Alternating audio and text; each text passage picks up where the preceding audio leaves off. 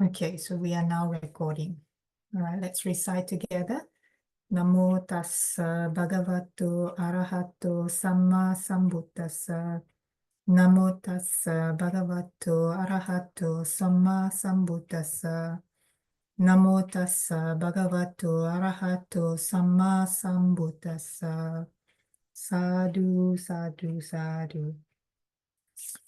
Okay, so we shall read today from Anguttara Nikaya, the Book of Eights. And it's the Book of Eights, the Sutta number 43. So Sutta 43 is entitled Visakha. And it has a reference to 42. So 42 is titled In Detail.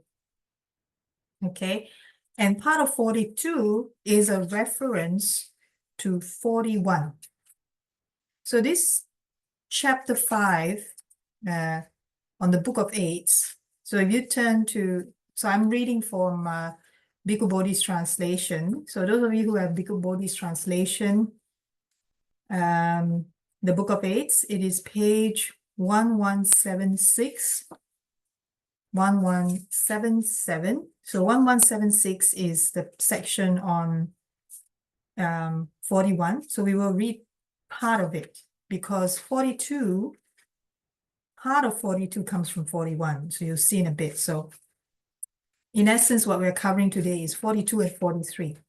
The 42 and 43 is the same sutta content. The only difference is 42, it's mentioned bhikkhus, observed complete in 8 factors, blah, blah, blah. That is with reference to the Buddha giving advice on the Uposatha to the bhikkhus. Whereas 43 is the exact same advice, but given to Lady Visakha. Okay, so I'll start reading from 43. I hope that's not confusing. I'll start reading from 43. And then 43 will then continue with reference to 42. And then when we go through each of the precepts to be observed during the Uposatha day, it will reference what's coming from 41. So I hope that's clear, okay? All right, so 43, for those who are referring to also to Bhikkhu Bodhi's translation, 43 is on page 1181. 43, Visakha. On one occasion, the Blessed One was dwelling at Savatthi in Migaramata's mansion in the Eastern Park. So as we all read together a couple of weeks ago, the story of Lady Visakha, the name of this monastery or the palace of Migara's mother actually is Pubarama, and it's located in the Eastern Park, or actually it's on the eastern side of, towards the east from where Jetavana Monastery is, okay? So then Visakha Migaramata approached the Blessed One, paid homage to him, and sat down to one side. The Blessed One then said to her, Visakha, observe complete in 8 factors, the Uposatha is of great fruit and benefit, extraordinarily brilliant and pervasive. And how is the Uposatha observed complete in 8 factors? So that it is of great fruit and benefit, extraordinarily brilliant and pervasive. So here in the text, it's like, refer back to 8.42, the sutta just before this. So I will continue one by one, each of the precepts to be observed on Uposatha days. And here I will change the reference bhikkhus to students in this reading. Here, students, a noble disciple reflects thus: as long as they live, the arahats abandon and abstain from the destruction of life. With the rod and weapon laid aside, conscientious and kindly. They dwell compassionate towards all living beings. Today meaning on the day of Uposatha, today, for this night and day, I too shall abandon and abstain from the destruction of life, with a rod and weapon laid aside. Conscientious and kindly, I too shall dwell compassionate towards all living beings. I shall imitate the Arahats in this respect, and the Uposatha will be observed by me. This is the first factor it possesses. And here in the text, the ... and after that it gives a reference to 8.41, the sutta just before, because the context of the 8 factors is the same. So I'll continue. As long as they live, the Arahats abandon and abstain from taking what is not given. They take only what is given, expect only what is given, and dwell honestly without thoughts of theft. Today, for this night and day, I too shall abandon and abstain from taking what is not given. I shall accept only what is given, expect only what is given, and dwell honestly without thoughts of theft. I shall imitate the Arahats in this respect, and the Uposatha will be observed by me. This is the second factor it possesses. So this is interesting because the clause here says it doesn't just stop at take only what is given. It goes a bit further. So the level of the practice of the second precept goes a little bit further than I abstain from taking what is not freely given, to expect only what is given. So this is a training, because as you know, thoughts occur in the mind. It's not really within our control a lot of time. So it takes a level of mindfulness to be able to see if a thought of expecting something to be given starts to come up in the mind, then we 6R. And dwell honestly without thoughts of theft. So again, this is a practice. It's not that we naturally want to steal something, but sometimes due to our habitual tendencies, we may not, even the slightest. So here, the reference, the standard that the Buddha set is the Arahats. So the Arahats standard of being able to expect only what is given and dwell honestly without thoughts of theft is the high level. And so the Buddha gave this standard to try to practice towards. So it's not saying that if we have such thoughts that we are bad people. What it's saying is that when on Uposatha days, we should try to be, to have the, how should I say, we should strengthen our mindset, or, make it that, okay, I will be more mindful today so that I will observe my thoughts a little bit more. If there's even the thought of expecting to be given something, or even the slightest thought of, being honest with ourselves that we don't have that. If the thought arises of wanting to take something not given freely to us, that we, immediately 6R that thought. So it's reinforcing that practice a little bit more to the next level on this particular day. Okay. So let's keep going. As long as they live, the Arahats abandon sexual activity and observe celibacy, living apart, abstaining from sexual intercourse, the common person's practice. Today, for this night and day, I too shall abandon sexual activity and observe celibacy, living apart, abstaining from sexual intercourse, the common person's practice. I shall imitate the arhats in this respect, and the uposatha will be observed by me. This is the third factor it possesses. Okay, so that's quite self-explanatory. Number 4. As long as they live, the arhats abandon and abstain from false speech.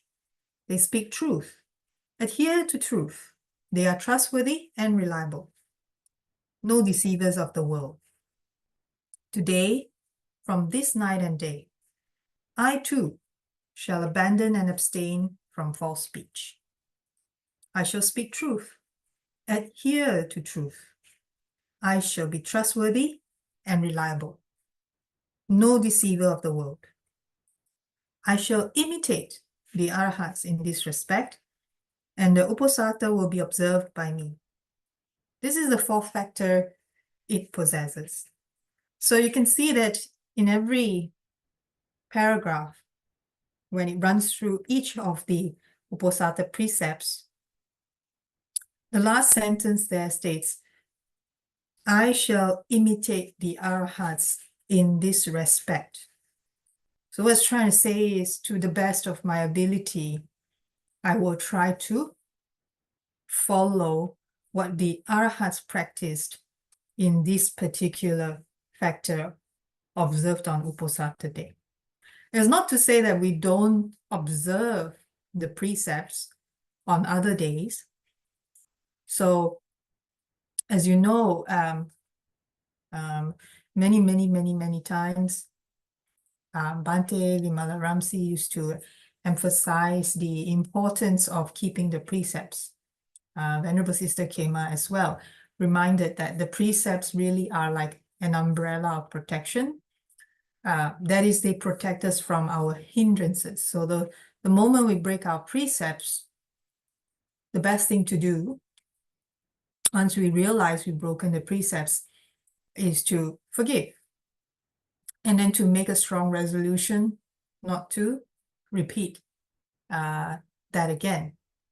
So it's very important, because hindrances are what is obstructing us from our progress in our practice. And we want to, as much as possible, be able to practice with our hindrances at bay, or at least managed. Yeah. Okay, so let's go on to the next one. As long as they live, the arhats abandon and abstain from liquor, wine, and intoxicants.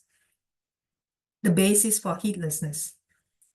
Today, for this night and day, I too shall abandon and abstain from liquor, wine, and intoxicants.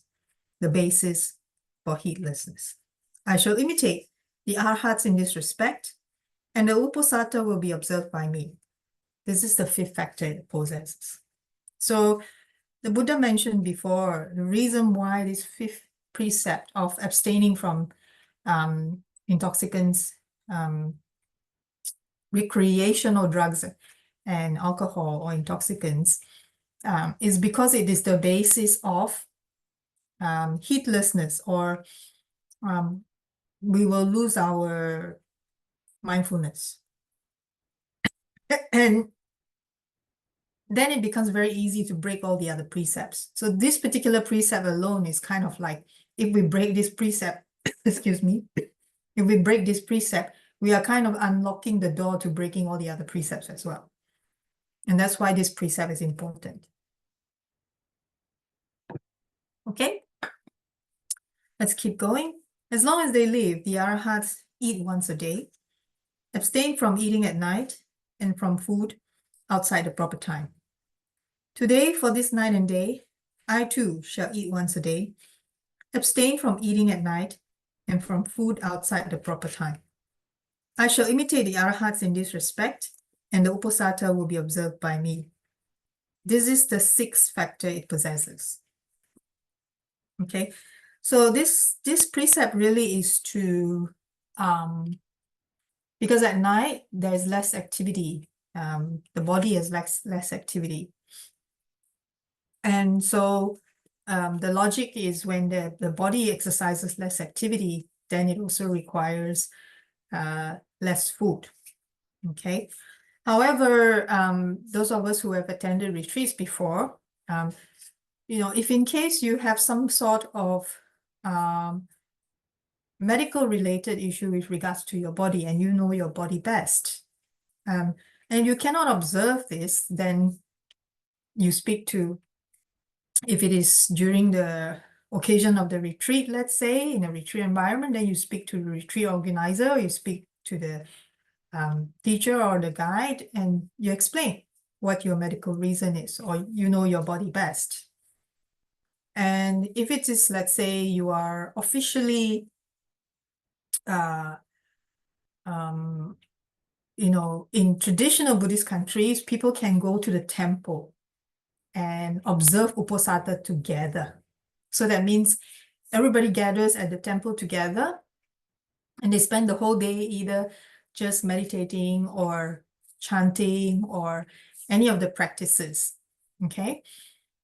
And they observe the 8 precepts, which includes just not taking meals after noon, right? But if you can't, if your body creates, adverse effect towards that practice, then you talk to, the temple organizers and you explain why.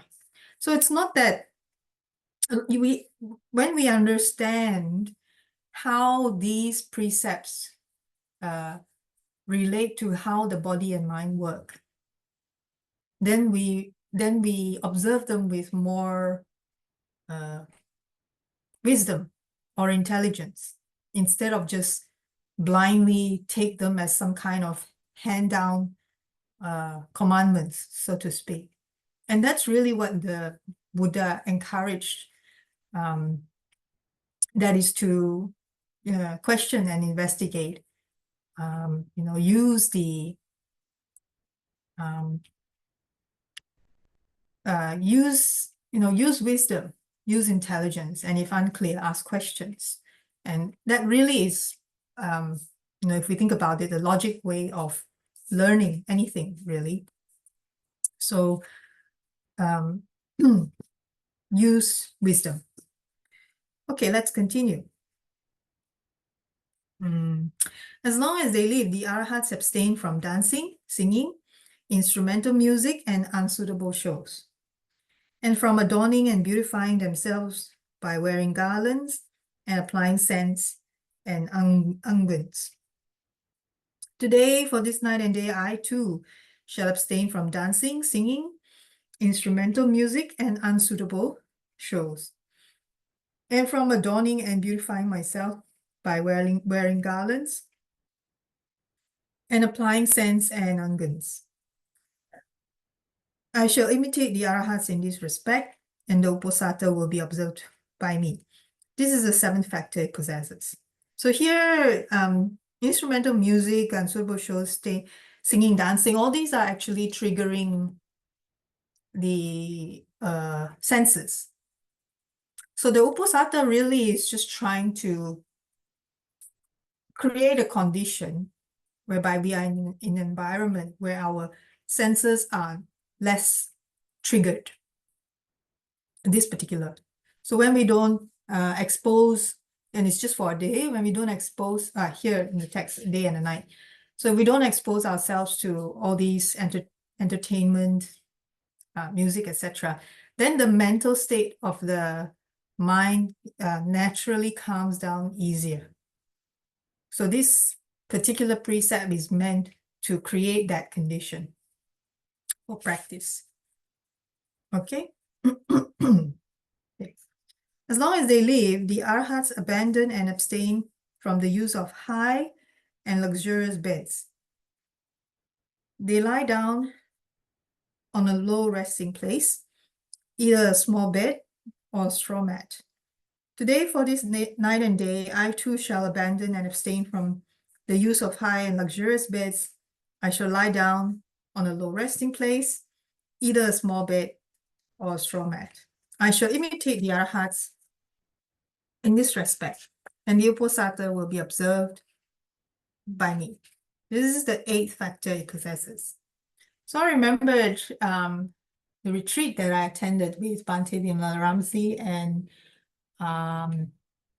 Venerable Sister Kema. And so those of you who've attended the twin retreat before, you know that there's 8 precepts that we recite together in the morning. That's mentioned here.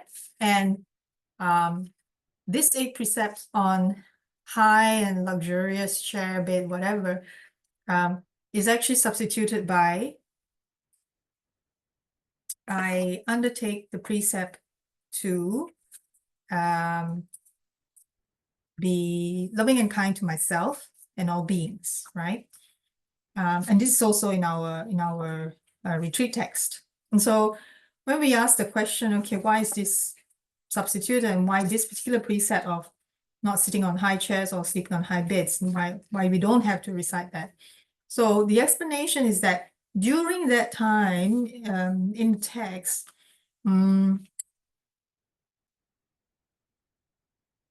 people of particular status, let's say royalty, high status, or wealthy people, they had very luxurious style of beds and chairs with very intricate design. I guess it's a way to kind of, I don't know, show their status. I'm not sure. Anyway, but nowadays, most of us, common people, we don't sleep on very luxurious beds or have very luxurious chairs. Most of us, some of us may still have those, yeah, in our houses, but most of us don't. And that's why in the twin retreat, there was no need to recite that precept. Also, in the retreat condition, there are no such luxurious chairs and beds for us to sleep or sit on in a retreat condition. So this precept can be observed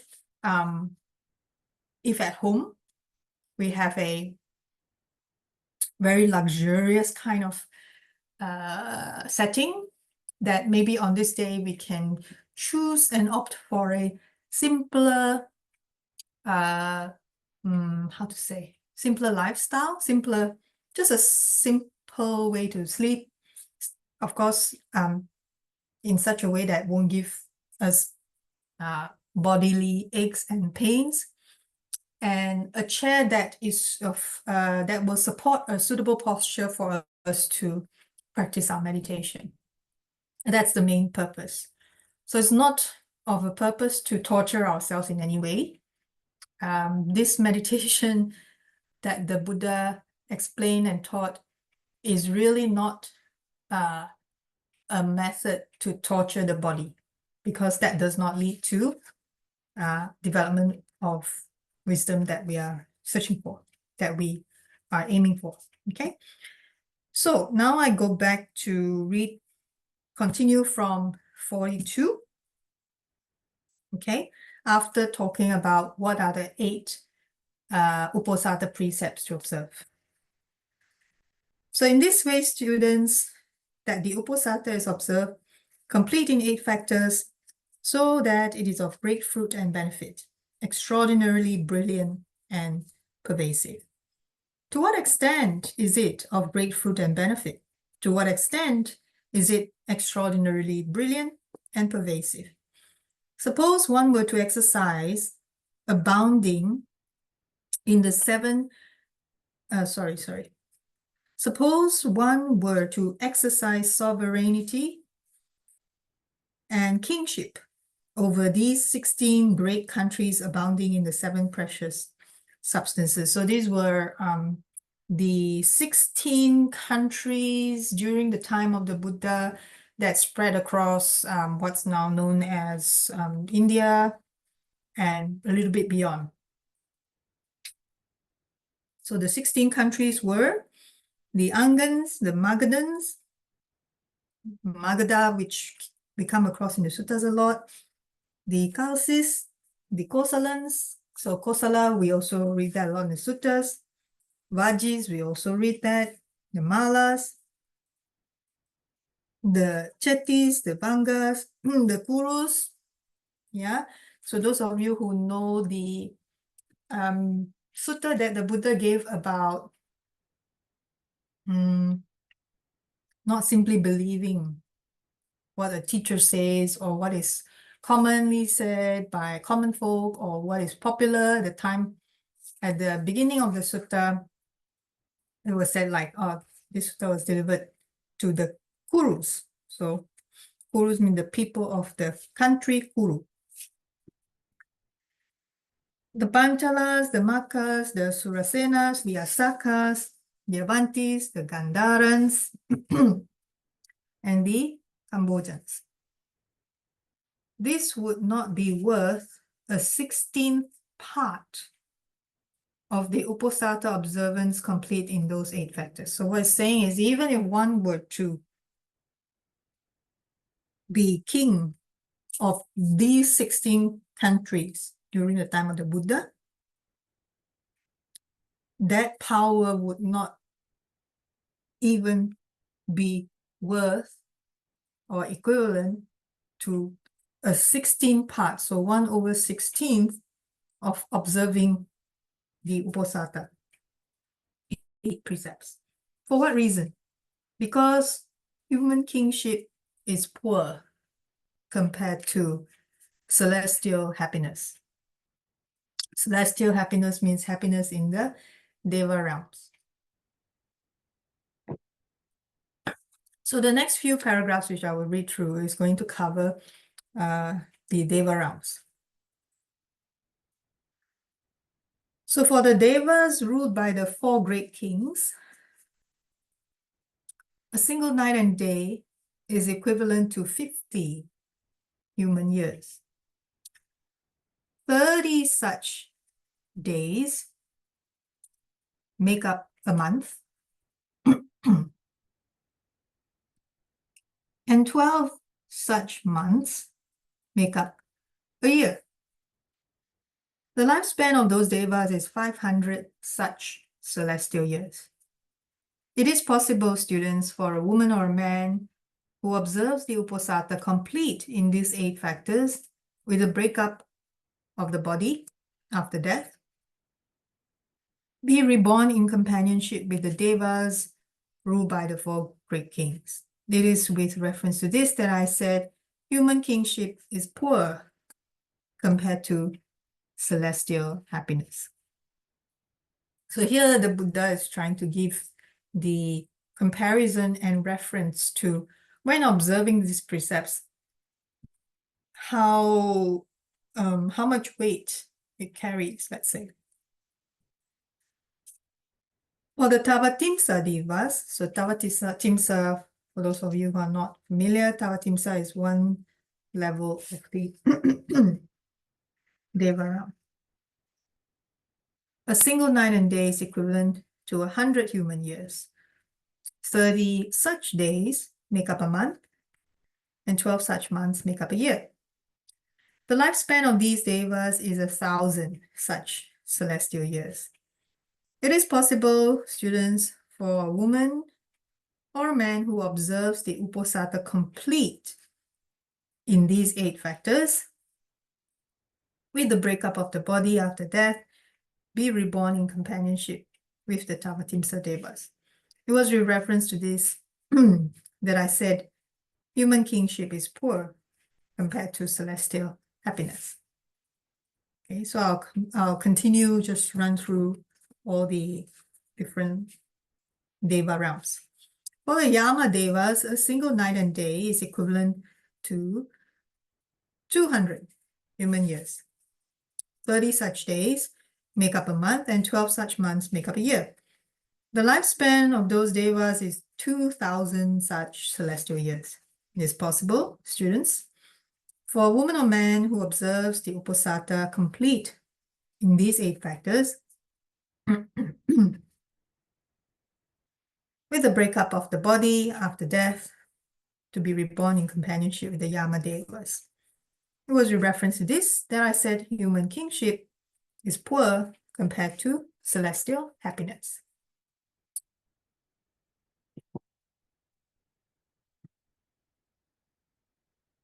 For the Tusita Devas, A single night and day is equivalent to 400 human years. So we are going up the Deva realms. 30 such days make a month, 12 such months make up a year. The lifespan of those Devas is 4,000 such celestial years.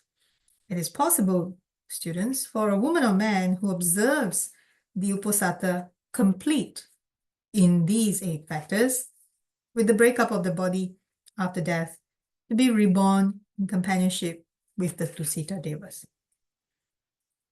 It was with reference to this that I said human kingship is poor compared to celestial happiness.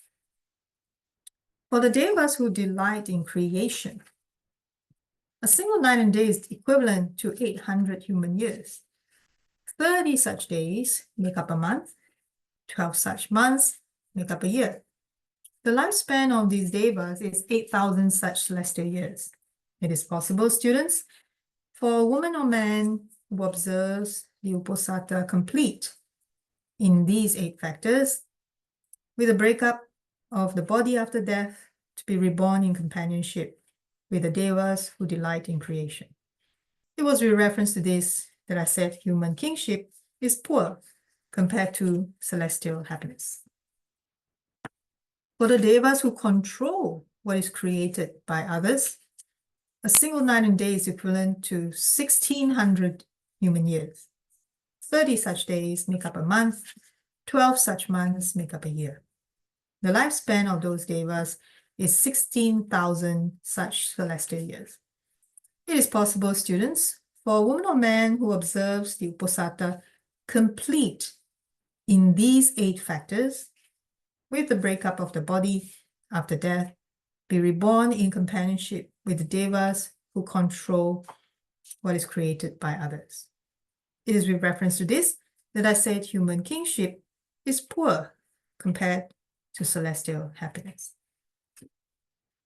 Okay, then this particular sutta then goes through a kind of a summary in in poem form. Okay.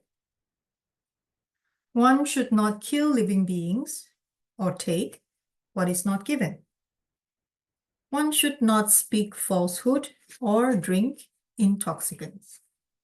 One should refrain from sexual activity, from unchastity. One should not eat at night or at an improper time. One should not wear garlands or apply scents. One should sleep on a low bed or a mat on the ground. This, they say, is the 8-factored Uposatha, proclaimed by the Buddha, who reached the end of suffering. As far as the sun and moon revolve, shedding light so beautiful to gaze upon, dispellers of darkness moving through the firmament, they shine in the sky, brightening up the quarters.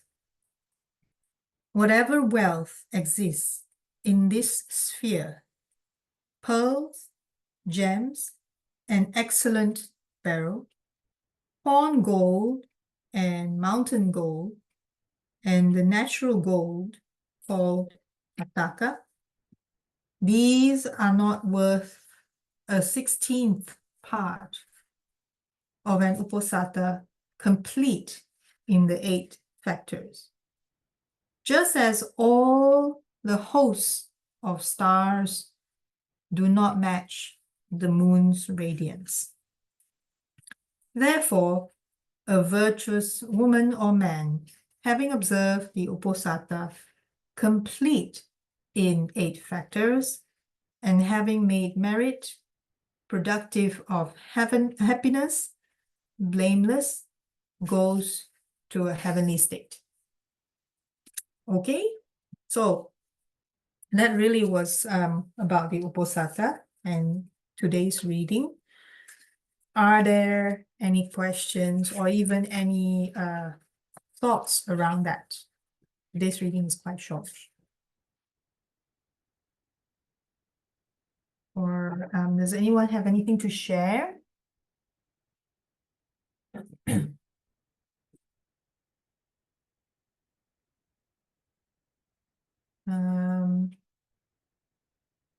Hi, is there anything that resonates with you today? Or anyone, feel free to come off mute if you have any thoughts around Uposatha and the observance of Uposatha. Or if you have any questions.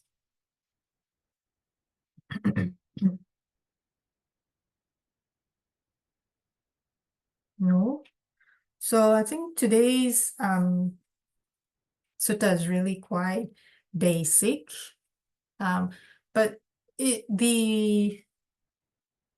how should I say? The observation of precepts really shouldn't be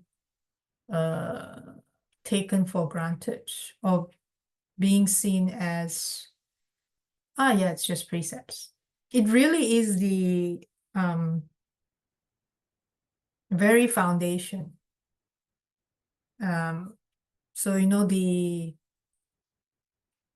sila samadhi panya, the sila or morality or virtuousness, that really is pointing to the upholding the precepts. So the sila is like the foundation of being able to, it's a foundation to the samadhi, which leads to the panya, wisdom. So having this sila strongly uphold the precepts strongly gives us that strong foundation for our practice to be able to grow. So it's very, very, it's a very important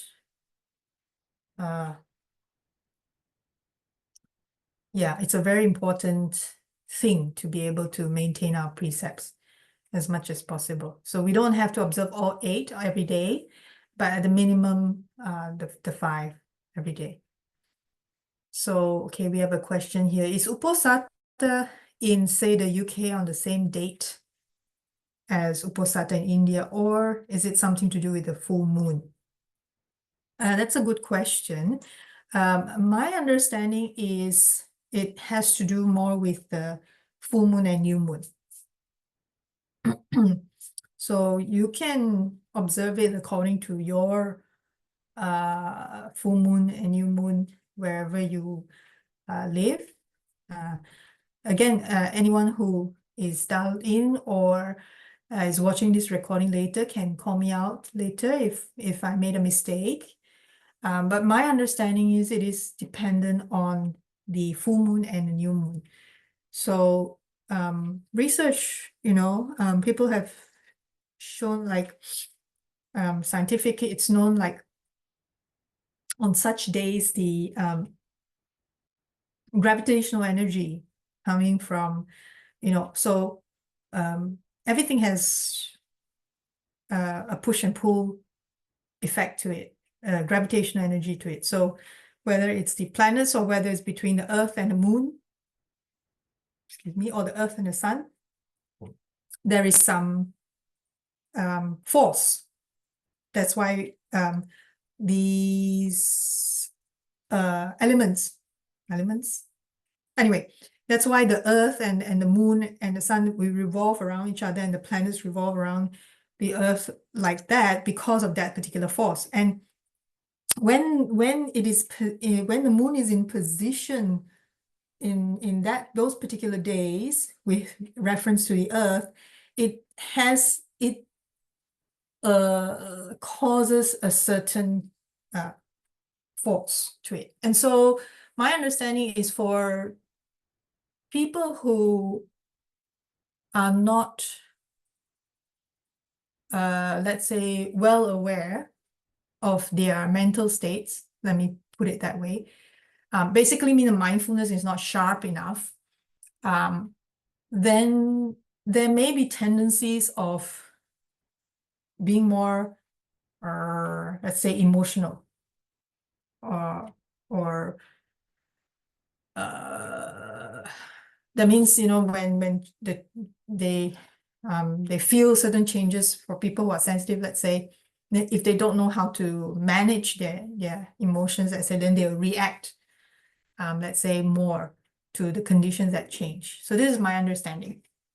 Sorry, I think I went a huge circle, but yeah, I think it's based on where you are located. So I hope that answers your question.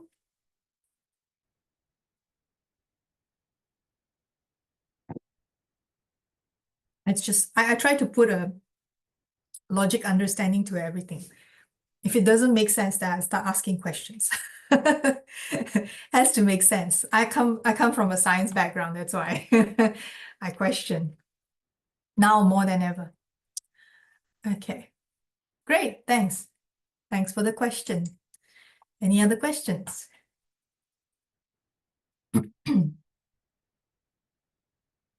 Questions are important. I may not be able to answer the question, but I can always reach out to someone who may have an answer. So if there are no further questions, let me just whip up sharing of merits text. I hope that was useful to everyone. Let me share. Sharing merit. Share. Oops. Okay. So we shall end today by sharing merits together. May suffering ones be suffering-free, and the fear-struck fearless be. May the grieving shed all grief, and may all beings find relief.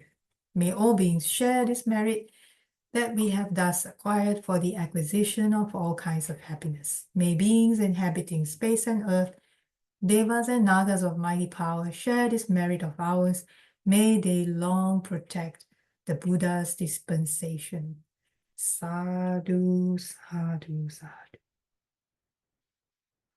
Okay, so I hope that was useful. Next week we shall read again from the Book of Eights, just a couple of pages down. From the Book of Eights, number 49. So those of you who have Bhikkhu Bodhi's translation, the book, the text, page 1185. The present world, talking about what are the good qualities that a woman can practice. So although in the text it's mentioned with reference to woman, of course, we are not gender biased. So some of these, you know, if you just change your perception a little bit, if you're male, it applies to you. If you're non-binary, it also applies to you, okay? So it is all encompassing. All right, see you next week. Have a good week. Keep smiling. Bye-bye.